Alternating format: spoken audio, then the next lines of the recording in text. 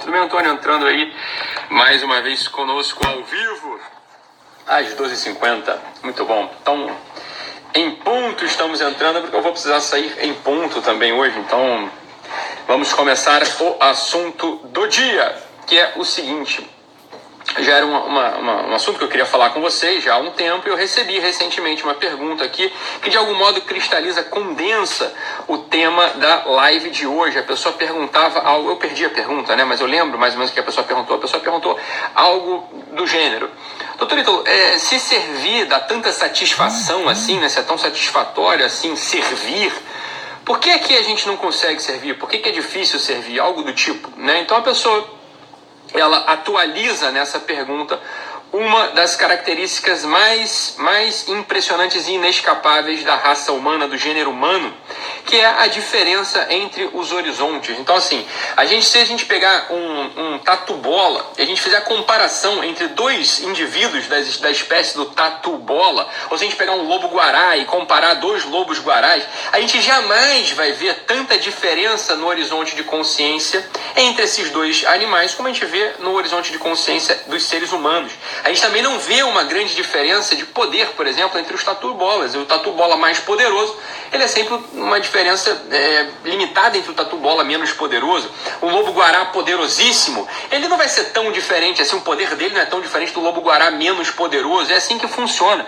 Um ser humano já não é assim, quer dizer, entre um ser humano poderoso e um ser humano pouco poderoso, há uma diferença enorme, né? Imaginem a diferença que existe, por exemplo, entre um Donald Trump e um sujeito com câncer terminal no hospital no INCA, aqui no Rio de Janeiro, por exemplo. A diferença de poder é absurda, quer dizer, um pode tudo e o outro não pode nada, coitado. Imagine a diferença entre um ditador chinês, por exemplo, e um pobrezinho, um camponês que está lá com sua enxada lá no campo. Ele não pode nada, né? Não pode nada, quer dizer, a diferença entre os seres humanos é uma diferença absurda, que se a gente verifica essa diferença não no campo físico, né? Então, fisicamente, um homem muito forte não é tão diferente assim de um homem pouco forte. Agora, existem outras diferenças, por exemplo, a diferença de poder é uma diferença enorme, enorme. Quer dizer, a diferença de um Hitler, por exemplo, que com uma caneta sentenciava 5, 10, 20 mil pessoas ao mesmo tempo, né?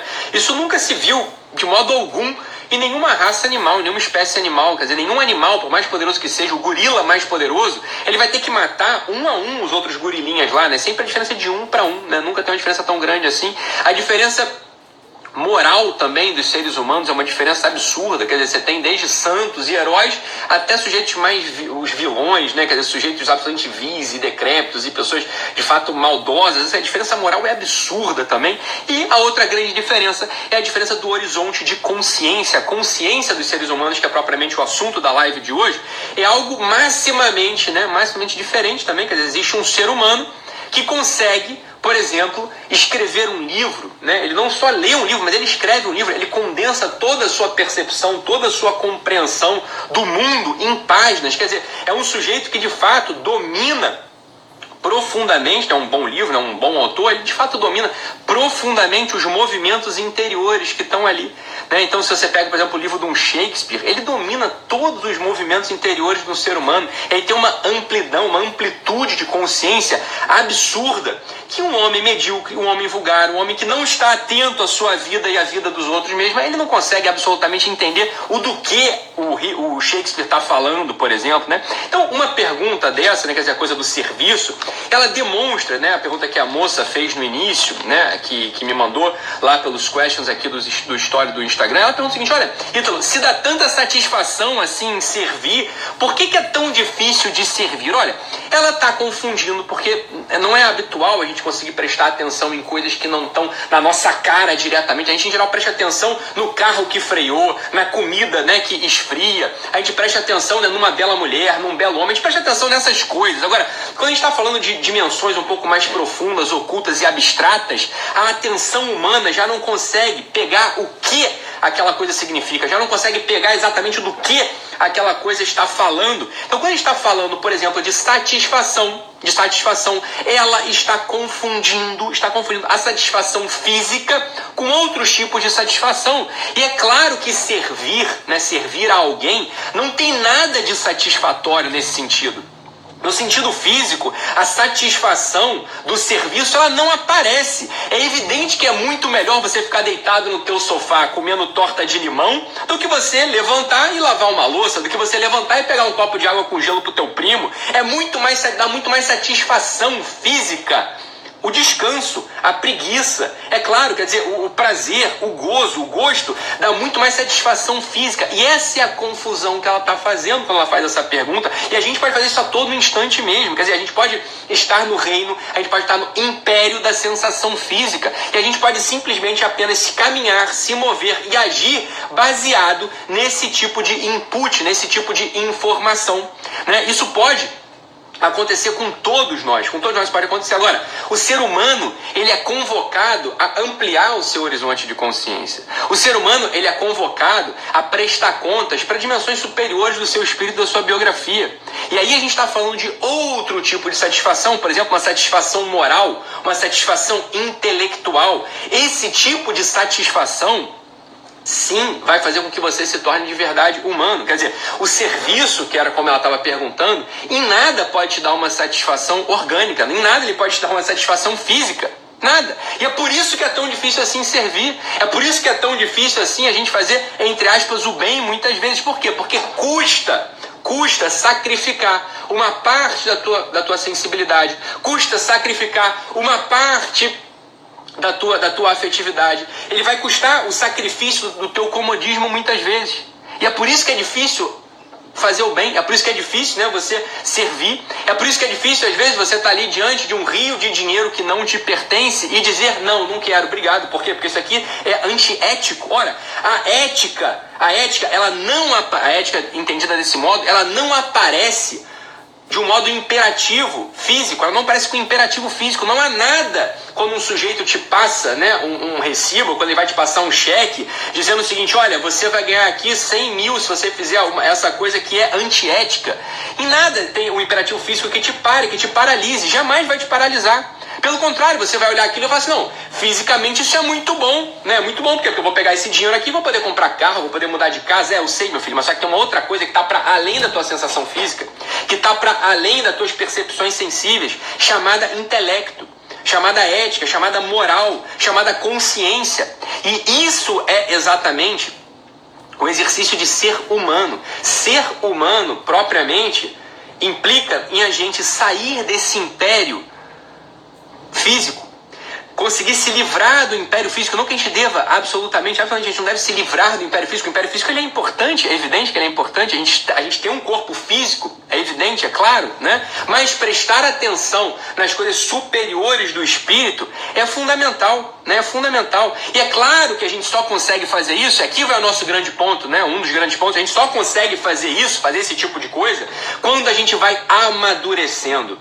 Aqueles sujeitos, né, que estão presos na quarta camada, coisa que a gente vem falando aqui ao longo de muitas semanas, né, de muitos meses, aqueles sujeitos que estão presos na quarta camada, ou seja, todo o jogo das relações para esses sujeitos de quarta camada é o seguinte: alguém está olhando para mim, alguém gosta de mim, né? E todos os sujeitos estão presos na quarta camada, cujo seu centro de motivação é se sentir querido, se sentir, entre muitas aspas, amado desse modo. Esses sujeitos, eles nunca vão se libertar do império físico. Por quê? Porque eles sempre estão em busca de uma sensaçãozinha no seu peito, ainda que eles entendam, eles saibam remotamente que existem valores muito superiores. Por exemplo, aquelas pessoas, eu tenho uma paciente aqui que me contava uma vez da sua irmã, né, da sua irmã, que sempre ficava relembrando, uma adulta já, uma moça já, uma senhora já de 40 anos, tudo para ela rodava, né, girava ao redor de problemas não resolvidos da infância.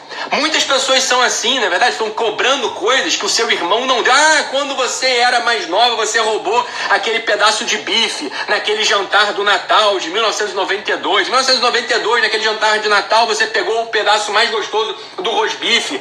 Lá em 1987, quando a gente ganhou aquela bicicleta azul, né, a minha avó não deu nada para mim, só deu para você. Olha, um sujeito maduro, um sujeito adulto, um sujeito que já saiu desse império da sensibilidade, ele não tem tempo para lembrar desse tipo de coisa, você tá entendendo? É claro que ele vai lembrar, a memória aparece para ele, sempre vai aparecer, mas isso é claro, a memória só sai da cabeça de quem tem Alzheimer, não é verdade? Quer dizer, a gente sempre vai lembrar das coisas que nos aconteceram. Agora, a gente não vai reviver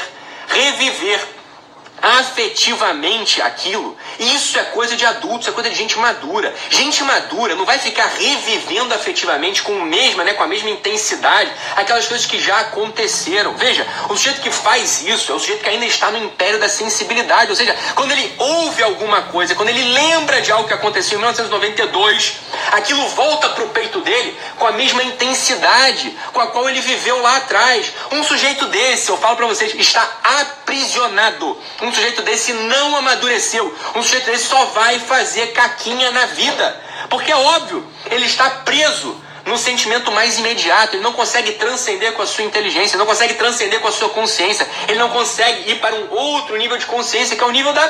O pessoal diz de racionalidade, eu não gosto de racionalidade, mas é o nível da inteligência, é o nível da transcendência. Mas é claro, alguém que ainda está preso nisso tem que se investigar muito frontalmente, com muita valentia. Alguém que está preso nesse tipo ainda de arapuca, de jaula, tem que olhar para si hoje, você está entendendo? E dar um basta nisso verdadeiramente. Quer dizer, um sujeito que ainda está preso nesse tipo de coisa, ou seja, olha, Ítalo, realmente, aquelas coisas que me aconteceram há 3, 4, 5 anos, ou seja, aquele pedaço de torta de limão que a minha irmã comeu e não me ofereceu, aquele presente que a minha avó me deu, olha... Se você ainda está preso nesse tipo de ladainha, eu vou te dizer uma coisa, você ainda não amadureceu. Você tem um nível de consciência, tem um nível de maturidade inferior ao de um adolescente. Você ainda é uma criancinha.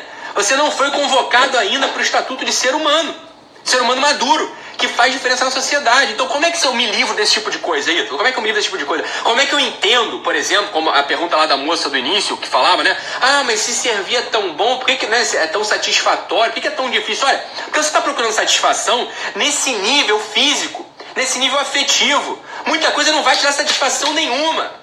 É que nem o pessoal que ouve eu falar que tem que dar esmola pra mendigo e fala assim, ah, Ítalo, ontem eu dei 50 reais pro mendigo, foi tão bom que eu conversei com ele, pude aprender tanto. Você ainda não está dando esmola, você ainda está procurando uma satisfação pessoal.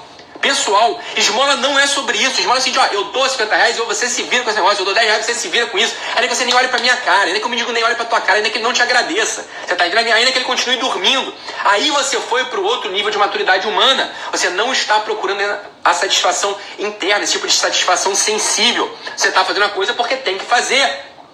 É que nem a pessoa que falou pra mim assim, ah, Ítalo, mas o mendigo, ele pode ter vergonha de entrar no mercado, então por isso que eu vou lá e compro a comida pra ele. Ora, isso é problema dele, ele que lide com as imaturidades dele, não é porque ele é mendigo, não é verdade? Que ele não pode ser convocado para um estatuto de amadurecimento também. Então você dá o dinheiro e ele que se vira e compre lá o que ele tem que comprar, ué. Você é a mãe dele por acaso? Você é pai do mendigo por acaso? Não, né? Você também está ainda jogando esse joguinho de quarta camada, de satisfação. Aí o mendigo vai ficar, né? Vão olhar para ele de modo torcido. Porra, é óbvio que vão olhar, ele é mendigo, ele fede, ele é feio, é claro, ele não tem nenhum dente na boca. É claro que vão olhar para ele de modo, né, torto, porque ele é um mendigo. Isso é o que o define, é óbvio.